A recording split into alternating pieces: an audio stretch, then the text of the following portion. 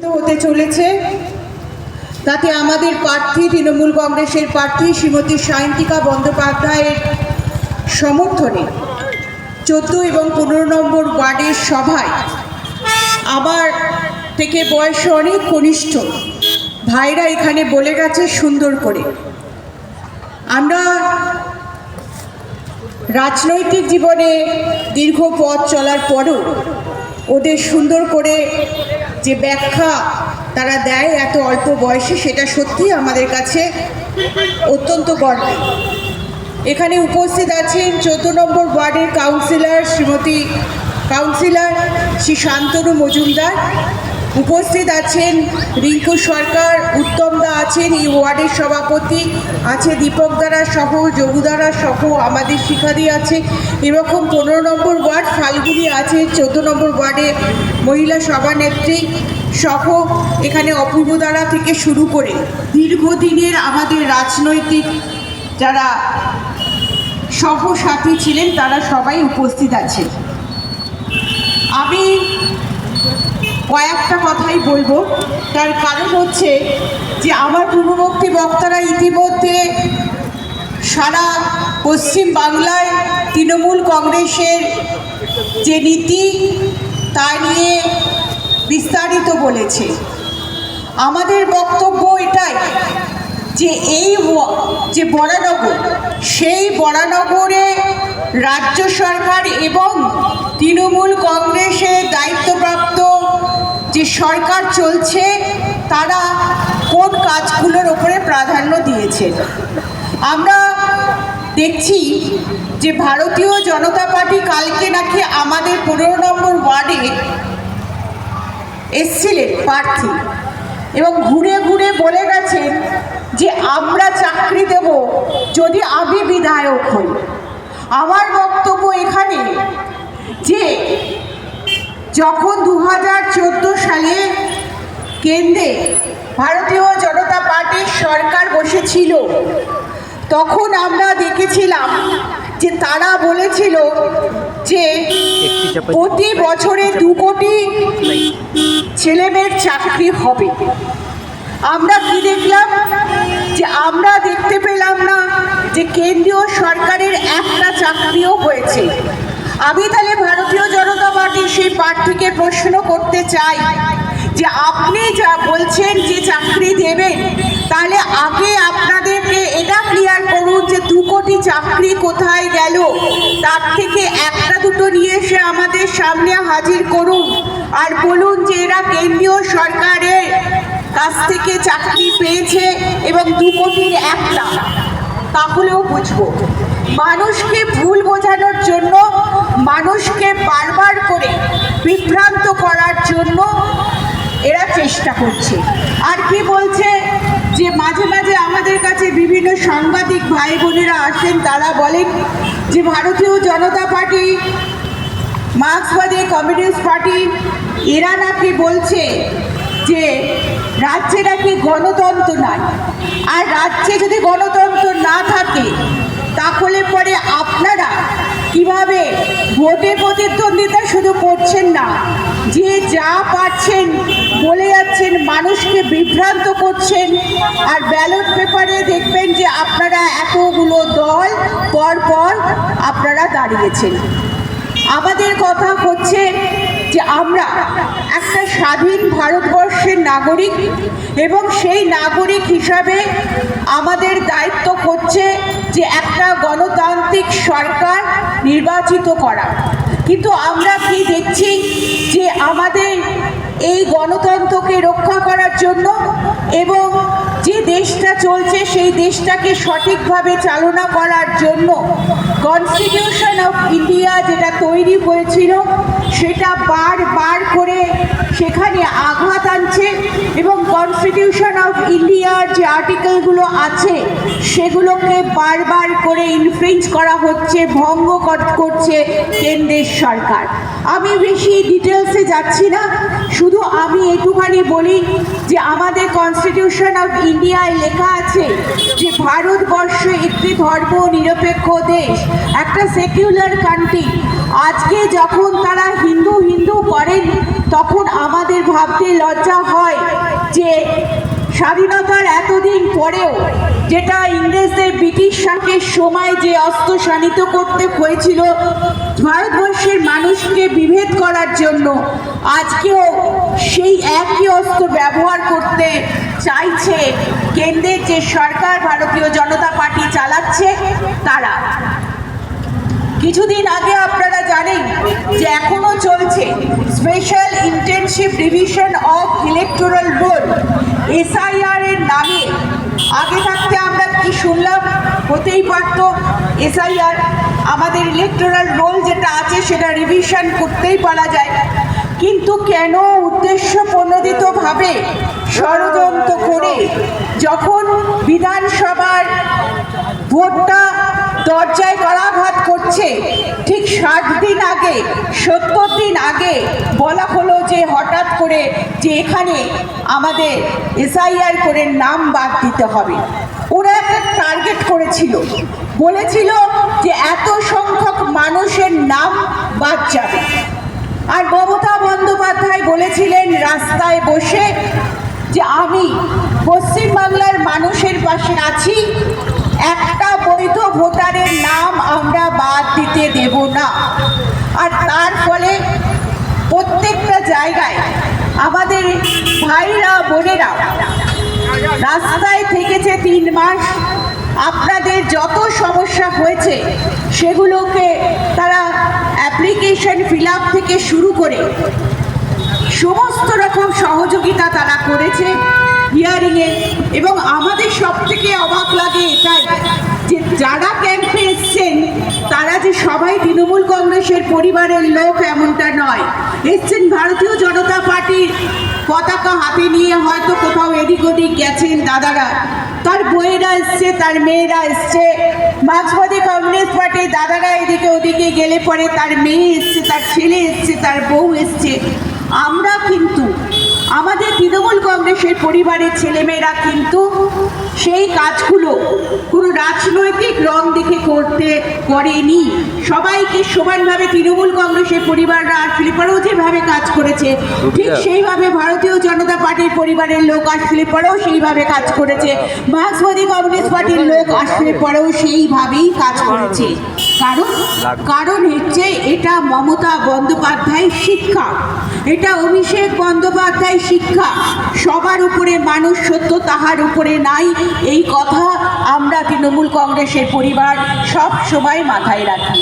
কিন্তু ভোট আসলে পরে আপনাদের মধ্যে মিথ্যাচারের যে পরিমাণ বাড়ে, আমি বলছি যে ভারতীয় জনতা পার্টি যেমন বলছে কোথায় নাকি একটা খোয়া উঠে আছে রাস্তায়, সেটা দেখাচ্ছে। তা আমি বলি যে 1.5 বছর তো আপনারা কোথাও ছিলেন না, এখানেই এসআইআর এর সময়ও আপনাদেরকে দেখেনি মানুষ। এখানে এত বড় করোনা হলো যখন আমাদের সহকর্মীরা নিজেদের জীবনকে উপেক্ষা করে, এখানে আমার মনে আছে যে মেজরা থেকে শুরু করে আমাদের 15 নম্বরের সমস্ত সহকর্মীরা একটু অক্সিজেন দিন বলে কোনো মার্ক্সবাদী কমিউনিস্ট পার্টির পরিবার থেকে যখন হাহাকার করেছে, আমরা কিন্তু পৌঁছে দিয়েছি। আজকে তাদের কিন্তু দেখা যায়নি। আজকে যখন তারা বড় বড় কথা বলেন, ভোট নিতে আসেন, তখন আপনাদের এই প্রশ্নগুলো করতে হবে।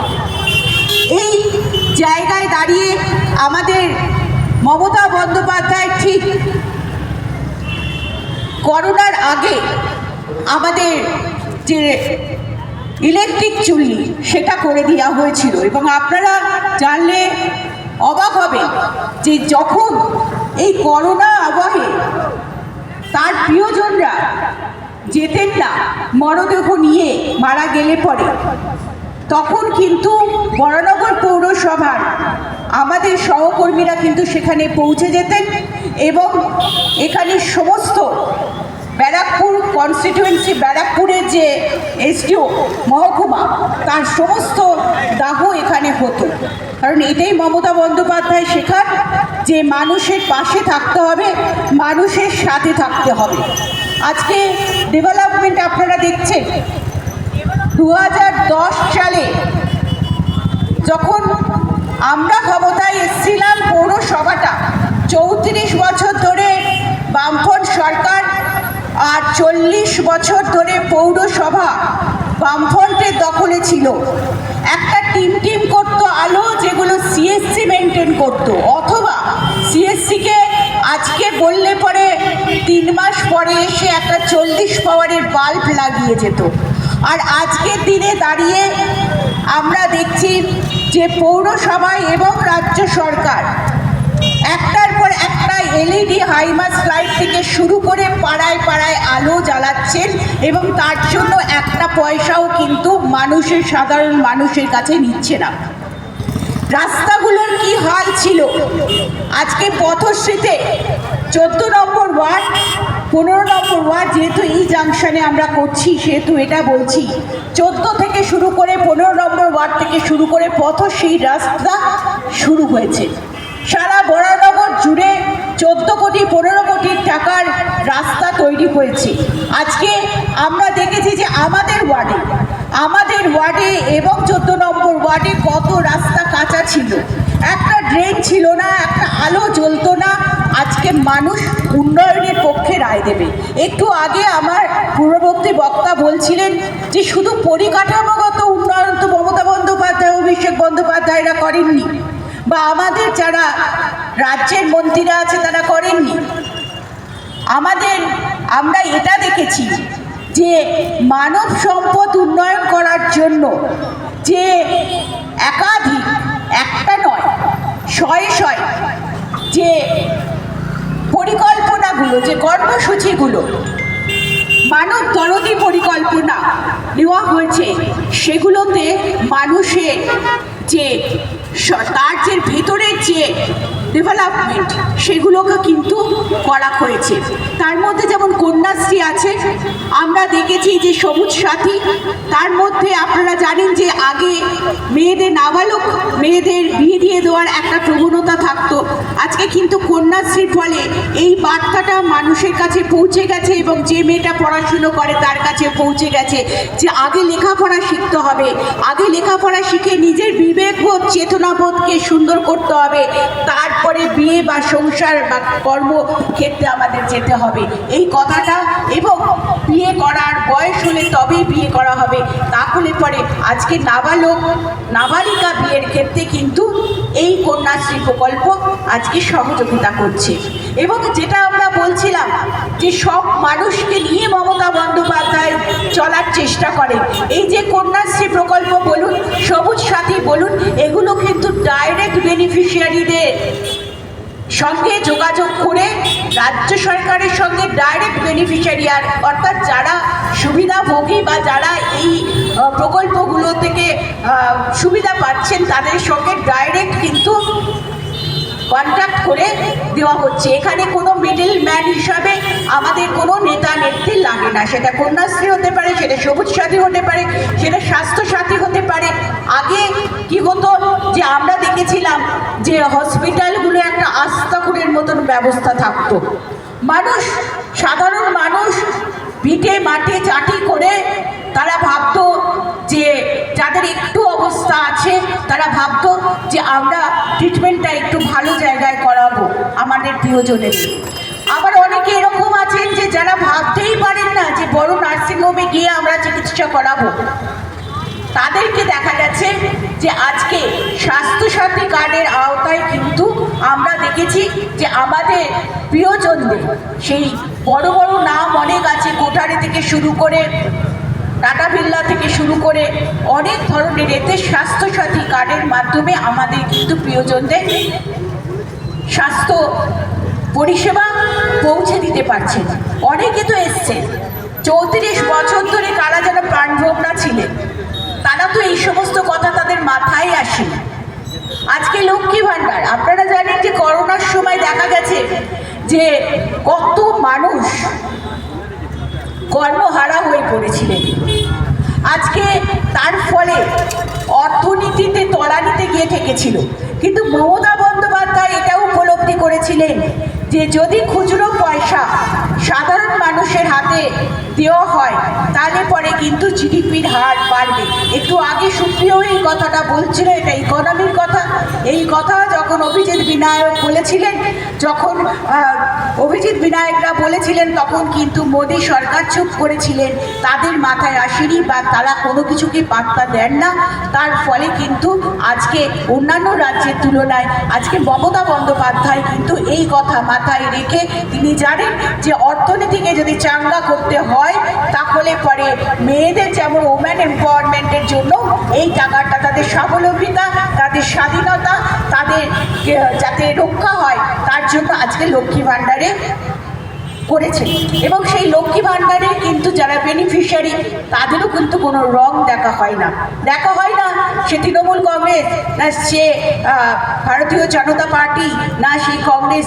আমরা তো একদম গ্রাসরুট লেভেলে কাজ করি এবং আমরা জানি যে কে কী পরিষেবা পাচ্ছেন, কে কী সুবিধা নিচ্ছেন। আজকে আমরা এই কথাগুলো বলতে এসছি।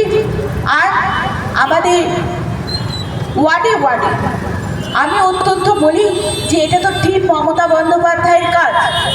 আমাদের যারা ভাইরা আছে, বোনেরা আছে বিভিন্ন ওয়ার্ডে, তারা যেভাবে মানুষের সঙ্গে যোগাযোগ রেখে কাজ করে তার ফলে কিন্তু বরানগরে এই উন্নয়ন করা সম্ভব হয়েছে। আমাদের পাড়া আমাদের সমাধান। অনেক সময় কি হয় যে আমরা একটা রাস্তা করে দিলাম, কাউন্সিলর যেটা বলেছে, তারপরে হয়তো কোনো দাদা বা দিদি এসে আমাদের কাছে বলেন যে ওই রাস্তাটা দরকার ছিল, ওটা তো হলো না। মমতা বন্দ্যোপাধ্যায় এই নার্ভটা তিনি বুঝতে পেরেছিলেন মানুষের, আর তার ফলে তিনি বলেছিলেন যে আমাদের পাড়া আমাদের সমাধান, আপনারা বলুন আপনাদের সমস্যা। দুয়ারে সরকারে এসে আপনারা লিখিয়েছিলেন যে আপনার পাড়ায় ট্রেনটাকে স্ল্যাব দিয়ে ঢাকতে হবে, কেউ বলেছিলেন এইখানে রাস্তাটা করতে হবে। তুই কি নিয়েছিলিস আমাদের পাড়া আমাদের সমাধানে মেজো? তোর কি কাজ ছিল বুঝে? নতুন লাইট পোস্ট লাগিয়ে নতুন লাইট, হাউসিং এর ভিতর ঢালাই রাস্তা।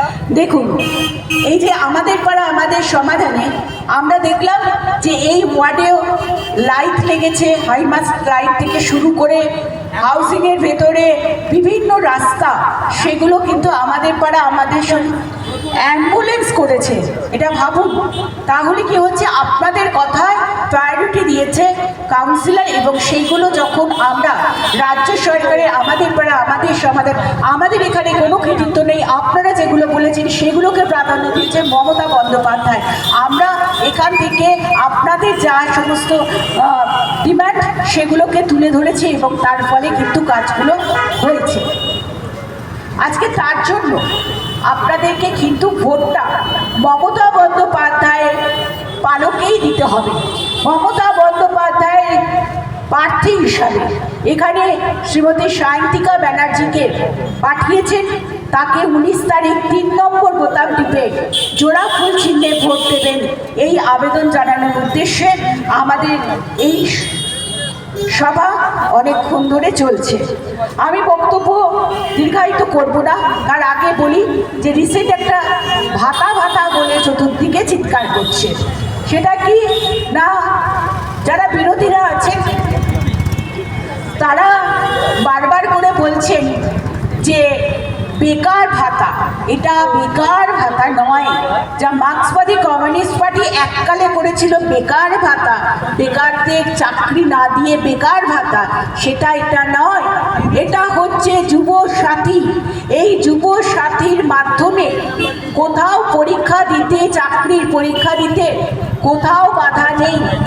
সেটা যে রাজ্য সরকারের যে প্রকল্পগুলো আছে তার মধ্যে বা রাজ্য সরকারের চাকরি বা বিভিন্ন এমএনসি মাল্টি ন্যাশনাল কর্পোরেশনগুলোতে চাকরি বা অন্যান্য বেসরকারি প্রতিষ্ঠানে চাকরি করতে কোথাও বাধা থাকবে না।